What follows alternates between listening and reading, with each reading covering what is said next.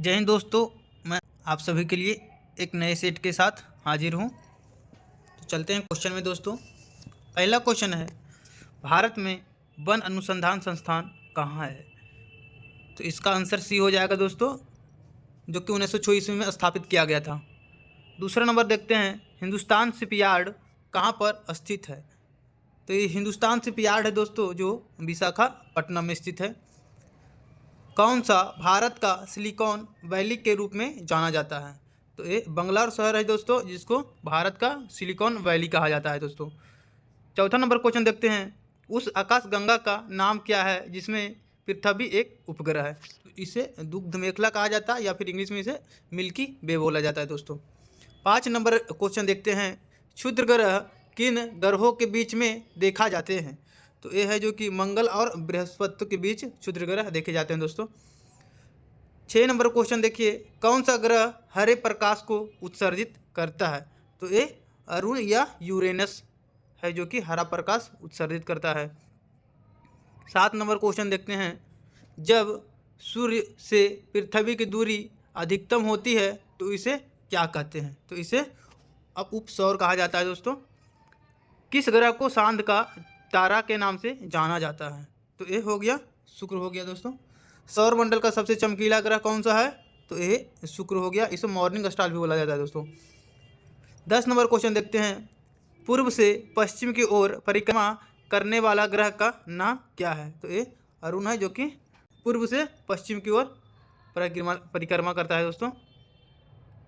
अगला क्वेश्चन देखते हैं, सुबह का तारा किसे कहा जाता है? तो मॉर्निंग स्टार, जो कि शुक्र को बोला जाता है दोस्तों। 12 नंबर क्वेश्चन देखते हैं, पृथ्वी और सौर ऊर्जा प्राप्त करने की विधि कौन सी है? तो ये विकिरण के द्वारा हम लोग के सौर से ऊर्जा प्राप्त होता है दोस्तों। 13 नंबर क्वेश्चन देखते हैं, पृथ्वी के दोनों ओर से कौन से ग्रह है? तो जो पृथ्वी है उससे पहले मंगल और उसके बाद शुक्र है दोस्तों।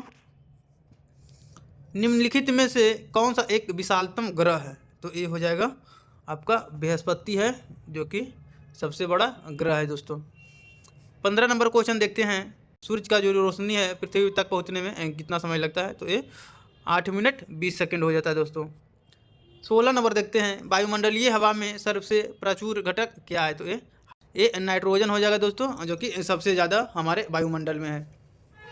अगला देखते हैं 17 नंबर क्वेश्चन, सूर्य की सतह पर हाइड्रोजन के अलावा दूसरा कौन सा तत्व बहुतायत में पाया जाता है? तो ये हीलियम हो जाएगा दोस्तों, हाइड्रोजन। 18 नंबर क्वेश्चन देखते हैं, सूर्य का प्रकाश, तापमान, वर्षा, दाब तथा वायु वेग एक साथ क्या बनाते हैं? तो ये जल वायवीय कारक बनाते हैं दोस्तों। वायुमंडल में कौन सी गैस परावैंगनी किरणों को अवशोषित करते हैं?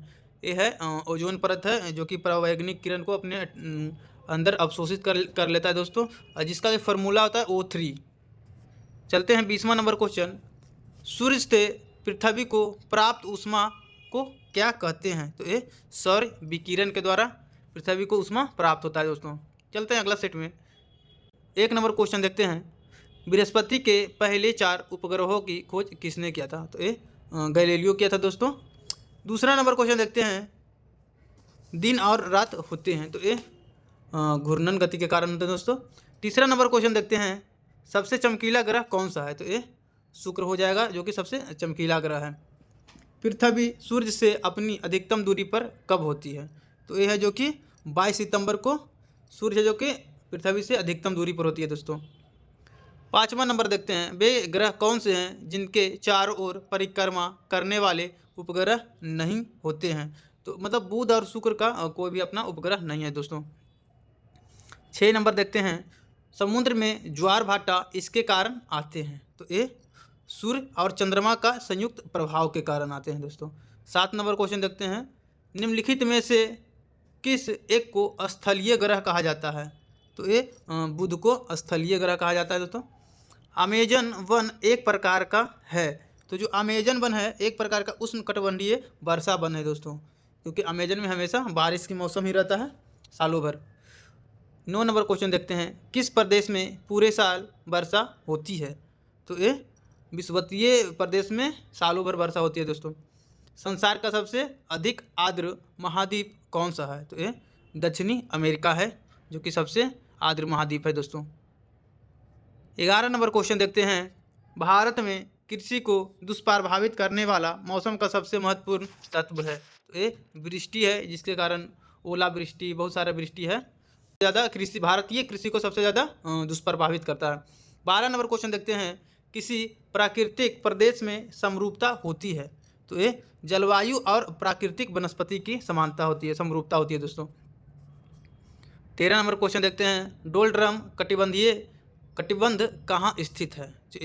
डोलड्रम जो कि कटिबंध है, ये भूमध्य रेखा के निकट पाया जाता है दोस्तों। 14 नंबर क्वेश्चन देखते हैं। पृथ्वी के वायुमंडल में कितनी ऊंचाइयों तक गैसों का आवरण है? ये 200 किलोमीटर तक। पर क्वेश्चन देखते हैं। पृथ्वी के पृष्ठ के नीचे गलित शैल को क्या कहते हैं? तो ये मैग्मा हो जाएगा दोस्तों। 16 नंबर क्वेश्चन देखते हैं। अधिकतम जैव विविधता किस जलवायु में पाई जाती है? तो ये विषुवतीय प्रदेश में है, सबसे ज़्यादा जैव विविधता पाई जाती है दोस्तों। 17 नंबर क्वेश्चन देखते हैं। निम्न में से एक संसार का विशालतम पारिस्थितिकी तंत्र बनाए जाते हैं? महासागर है दोस्तों, इसमें सबसे बड़ा पारिस्थितिकी तंत्र बनता है। चलते हैं अगला क्वेश्चन। पृथ्वी के भूखंड पर उष्णकटिबंधीय वनों का विस्तार का क्या प्रतिशत है? तो ये 7% में फैले हुए हैं दोस्तों। पवनारेख क्या निरूपित करते हैं? तो ये पवन का आंकड़ा को निरूपित करता है दोस्तों, पवनारेख।